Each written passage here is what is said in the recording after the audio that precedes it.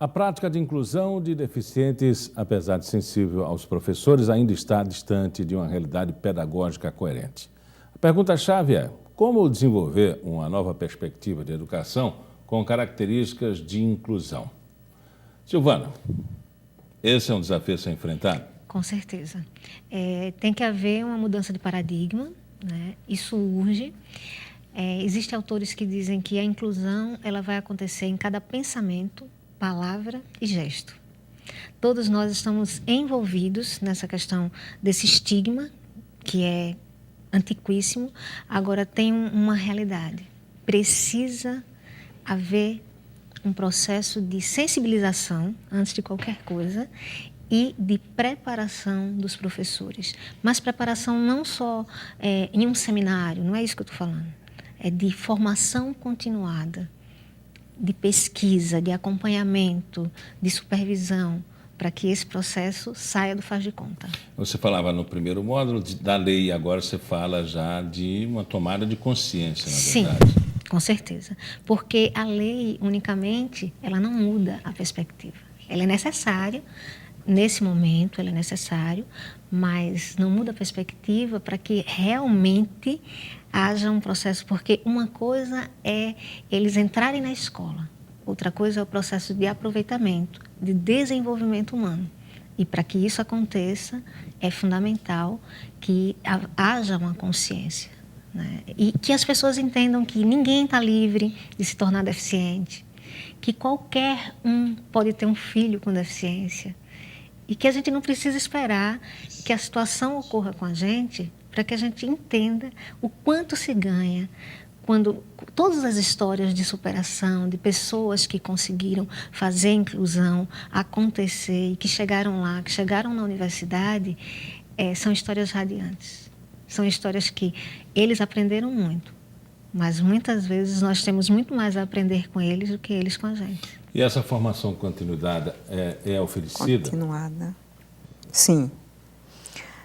No Estado, a gente tem 3 modalidades de formação continuada.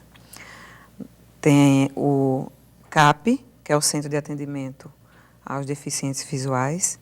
Então, eles dão uma formação para professores da rede e até do município, alguns do interior, do Estado, que é uma formação não só de um dia, nem de um seminário de uma semana.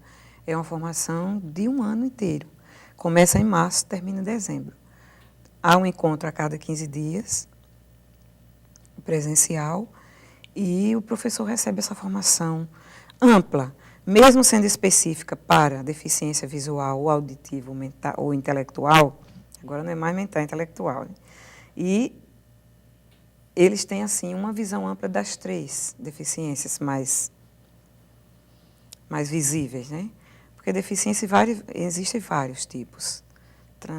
Existem vários transtornos do desenvolvimento, existem habilidades, superdotação, né? Não somente a deficiência do não saber ou do aprender devagar, lentamente.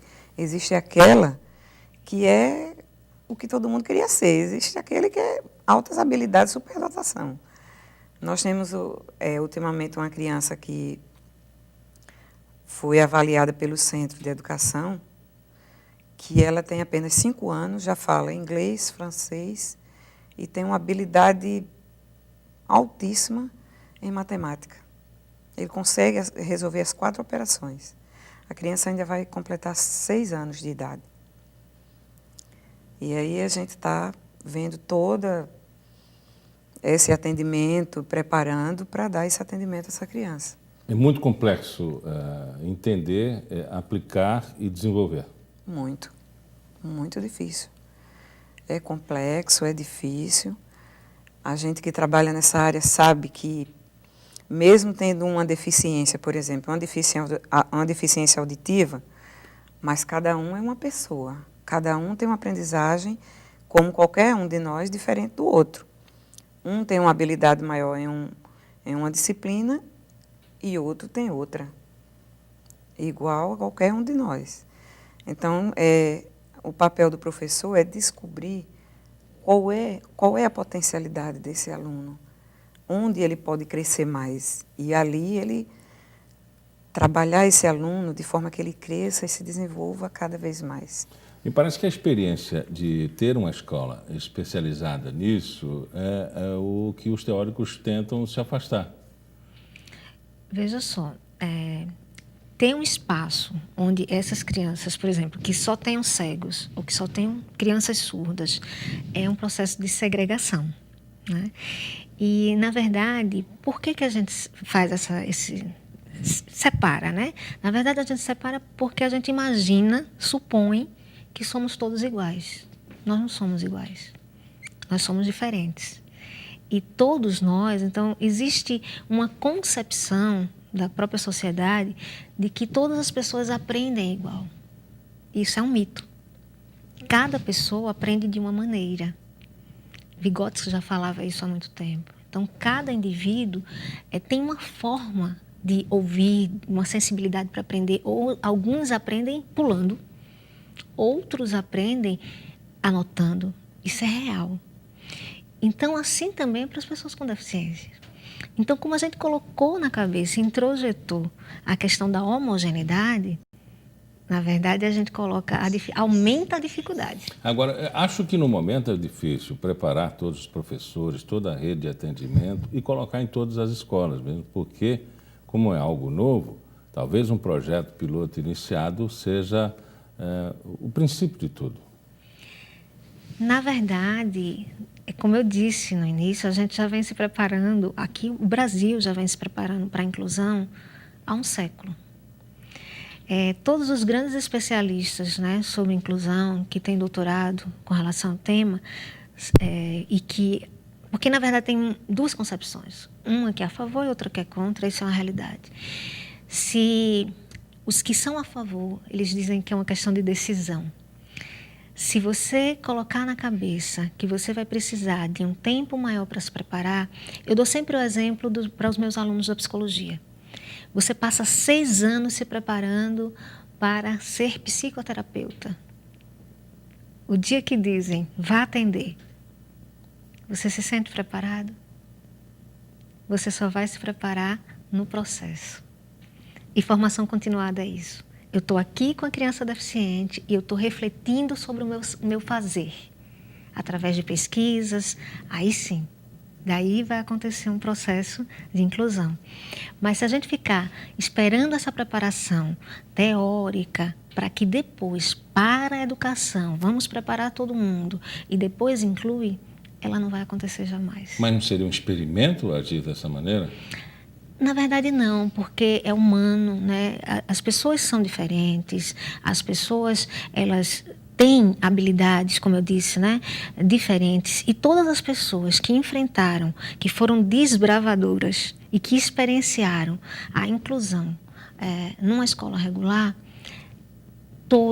a maioria deu muito certo. Quando não deu certo, todos crescem. Quem não tem deficiência cresce, porque aprende a lidar. É muito interessante, porque assim, as experiências que eu tenho, por exemplo, uma criança surda que tem autismo, que é um transtorno bem complexo, com 3 anos de idade, numa escola onde todas as outras crianças entendiam e ajudavam ele. E ele participava da forma que ele podia. Então, esse processo já vai estar contribuindo imensamente para o desenvolvimento dessa pessoa. O Estado já adota um critério de avanço nisso? Já tem um pensamento formado sobre o assunto? Se deve ser na escola especializada ou se deve ser da maneira que a Silvana defende? Ah, sim. Toda a educação agora está sendo na perspectiva de inclusão. Toda a formação que é dada pelo Estado, ofertada nos Centro de Educação Vandete, é ofertado um curso de formação continuada para professores que trabalham com crianças com deficiência. Então, nessa formação, já é na perspectiva de inclusão. Quantos professores já passaram por lá? Mais de 200, Olha, desde 96 que vem ocorrendo esses cursos. E, então, são 120 por ano. Então, já dá, vamos supor assim, que fiquem 100, porque às vezes há umas desistências, por algum motivo ou outro, alguns desistem, moram no interior, não têm condições de vir, alguns desistem, mas é numa faixa de 100, uma média de 100 professores por ano. Aí, alguns preferem ficar com deficiência visual, outros preferem a formação em deficiência auditiva e outros em deficiência intelectual. Mas esse curso, essa formação que vem sendo ofertada pelo Estado, ela a procura é imensa. A procura é imensa. Mas nós temos um problema também aqui no Estado, que eu acho que é a nível de Brasil, que existem poucos professores com essa especialização. Pelo cálculo, dá 15 mil pessoas, né, que passaram pela banca da formação e para fechar o Estado nós precisamos avançar muito mais. Muito mais. Quando é que nós vamos ter a inclusão na escola? Olha, a inclusão é um processo, mas eu acho que nós já avançamos muito. A inclusão não é uma fórmula pronta, que digo, olha, é assim, essa fórmula é desse jeito como uma matemática.